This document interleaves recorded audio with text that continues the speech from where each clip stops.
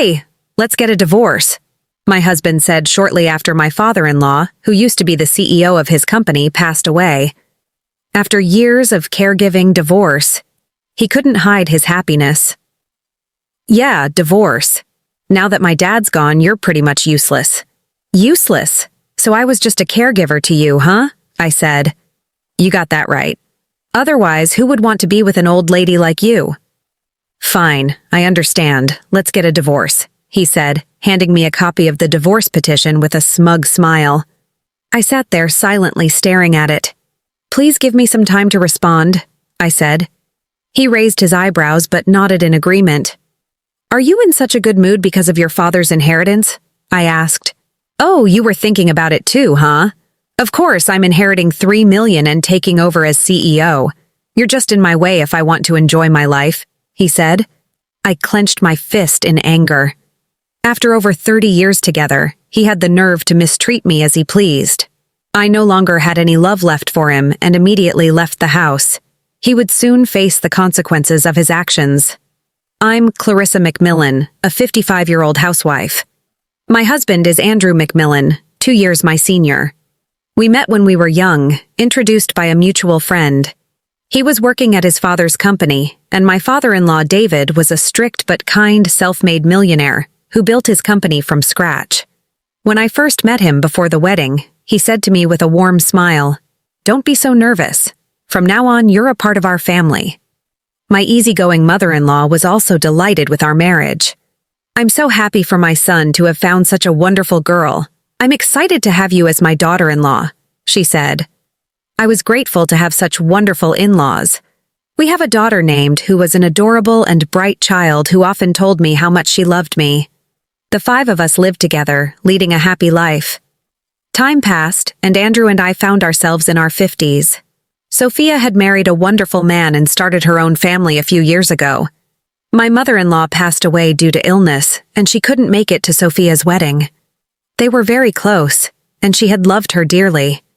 Before she passed away, she held my hand and said, "My dear, please take care of David from now on, Nancy, because of all the kindness you've shown me. I can go in peace, thank you." Then she peacefully took her last breath. She had been a loving person until the end. After she was gone and Sophia moved out, it was just the 3 of us living together. My in-laws had been a loving couple, so David seemed down for a while after her passing. I tried to do my best to cheer him up and take him out of the house. On the other hand, Andrew was completely hands-off during that time. He threw everything in regard to the household to me and didn't even help his own father in any way. He had never been involved in Sophia's upbringing either. He was either out for work, drinking with his colleagues, or playing golf. I believed my in-laws were also disappointed in him. Given our long marriage, I understood his tendency to avoid responsibilities, so I didn't have high expectations. After Melly moved out, I was thinking of finding some hobbies for myself. Then David collapsed at his workplace, suffering a severe stroke. He was in critical condition, but thankfully he survived. However, he was left paralyzed, almost completely bedridden. "Cal, honey, what are we going to do now?" I asked him on the way back from visiting David at the hospital. "What do you mean? Obviously you will be taking care of him at home," he responded. "But I don't have any knowledge about caregiving and I don't feel confident," I replied. "Then learn it quickly. You're going to take good care of him," he insisted. I could only nod in response. I resolved to do it with all my heart, especially because David had always treated me well. And so began my unfamiliar caregiving routine. I tried to do everything I could, but tasks like bathing were challenging. When I turned to Andrew for help, he said, "How would I know? Don't rely on me. Figure it out yourself." Frustrated, I turned to Mealy for advice. She introduced me to an acquaintance who worked as a care manager, and I managed to get some assistance from her. David could only communicate by typing on a tablet and always conveyed his gratitude to me. I felt that I could endure the unfamiliar caregiving as long as it was for his sake. While I worked tirelessly, Andrew seemed to be out having fun. He was always absent, claiming to work overtime on weekdays and weekends. He never showed his face to David. Unable to bear this situation any longer, I spoke to him frankly. "Honey, can't you help with taking care of your dad?" Geez, why should I? He furrowed his brows. Because you guys are family. You're his only son. You know, how about holding his hand and talking to him once in a while? I pleaded. He laughed it off. What's the point? It's useless. Yeah, he can't even move or talk freely, which means he's worthless. You don't have to put so much effort into caregiving. It's not like we want him to live longer. Do you even know what you're saying? I questioned. Of course I do. I'm tired, so don't bother me anymore. He stormed off to the bedroom in such a rough manner. I could smell a strange scent of perfume on him. After that, he became even colder towards me. One day I had prepared dinner for him, but when he returned home and saw it, he dismissed it with a glance. What's with this disgusting-looking food? I made your favorite. Your food is tasteless. I'm not going to eat it, he declared, grabbing the plate and dumping its contents into the trash. What on earth? Don't prepare dinner for me anymore. I'm tired of looking at your unpleasant face, he added, storming off. Since David collapsed, not only had he not helped with caregiving, but his attitude had been getting worse. I started having some doubts. On another day, he complained that I didn't clean the house properly, even though I did as usual. He nitpicked and criticized me for a single hair on the floor. I held back tears and endured his sarcasm. Eventually, the bell rang from David's room. Wiping away my tears, I went to his room where he communicated with me through writing. I'm so sorry for the way he's treating you, he wrote. As I tried to reassure him, he took his time to communicate something to me. I was stunned by the contents, but agreed to help him. Within a few months, he had a relapse of his brain hemorrhage and quietly passed away. I rushed to the hospital with Sophia, and we cried together. Even at that moment, Kelvin didn't show up. After David's funeral, he called me to the living room. When I came in, he was lounging on the couch with a smirk on his face. What do you want to talk about? I asked. Without saying a word, he showed me a copy of the divorce petition. Clarissa, let's get a divorce.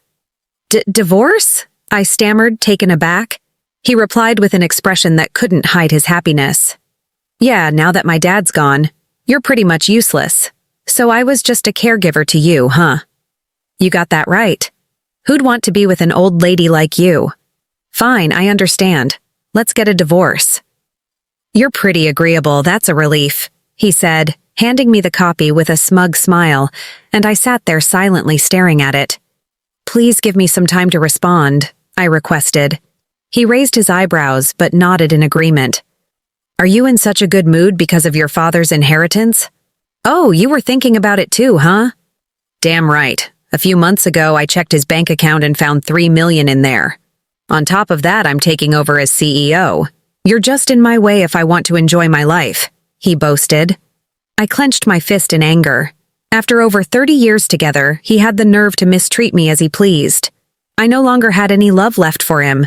I wanted to let my anger loose and speak out, but I held myself back and remained calm. Well, good for you. Ask for the property division. I will contact you through a lawyer. What property division? I'm not giving you anything. I have the right to receive half of the $20,000 in our shared savings. We can fight it out with lawyers if you want, but you won't stand a chance. You've got some unnecessary wisdom, you know? Whatever. I have $3 million in the company. I will give you that much considering you a miserable woman with no career or future. He spat out and made a dismissive gesture with his hand.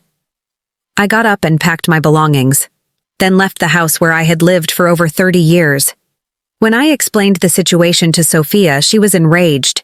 She even invited me to stay with her, but I declined. Instead, I rented a one-bedroom apartment on my own.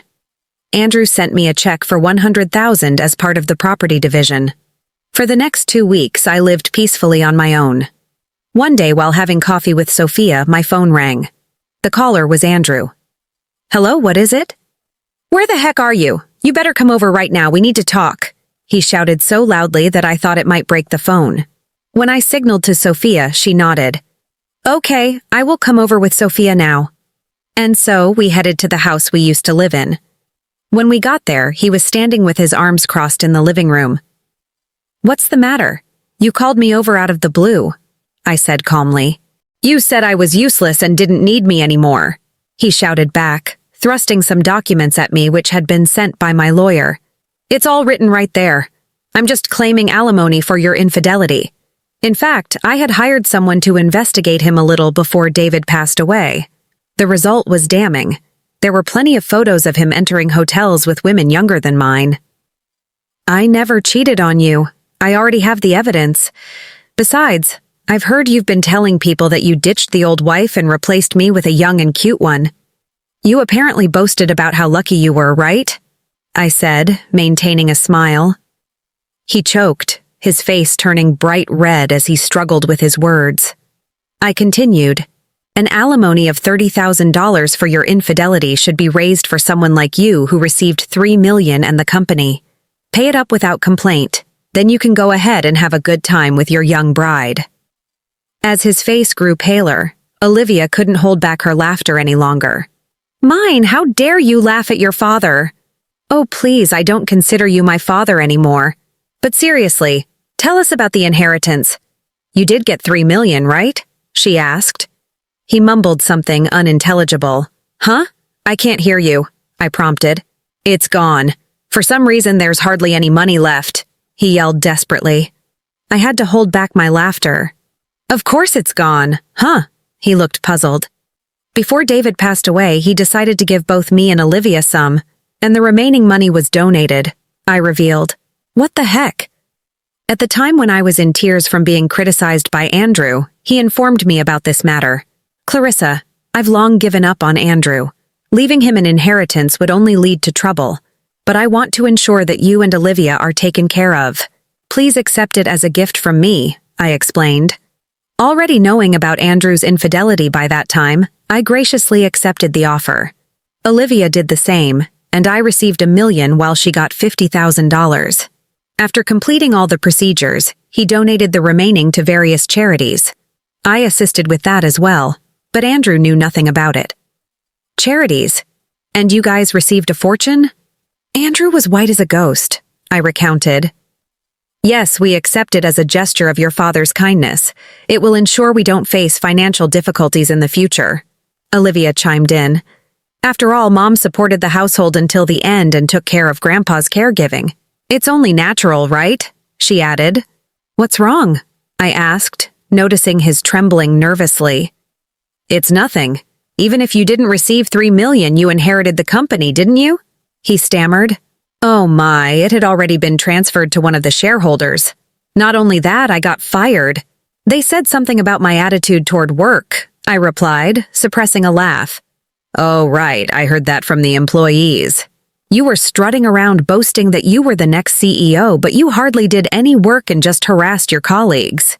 Such a person is naturally let go under the new management. You really are terrible. I despise you," he confessed pitifully, tears rolling down his face. "Well, it seems there's nothing appealing about you except money. If you don't have that, you're just useless," Olivia remarked casually. "Geez, you're so cold to your own father," he pleaded. "To such a proposition, not in a million years. You and I are done," I replied coldly. "You're no longer of any use to us. Just pay the alimony and never show your face in front of us again." Without paying him any more attention, we briskly walked away. I soon received the alimony from him. According to information from someone close to him, he had almost entirely squandered the remaining $100,000 from the property division on his affair, and had even accumulated debt. Chased by debt collectors, he finally managed to sell the only property he had inherited, our former family home, to gather enough money. Left with an empty bank account, he lost his family, his home, and his job all at once. Now he's barely getting by in a rundown apartment, making ends meet with daily labor jobs. Even after hearing his plight, I feel no sympathy for him. Olivia also has no intention of getting involved anymore. As for me, I'm leading a comfortable life. Recently, I received the joyous news of Olivia's pregnancy. She and her husband proposed building a new house to live together, and I decided to chip into the project. Currently, the construction is underway. I look forward to cherishing my grandchild and living happily ever after with them.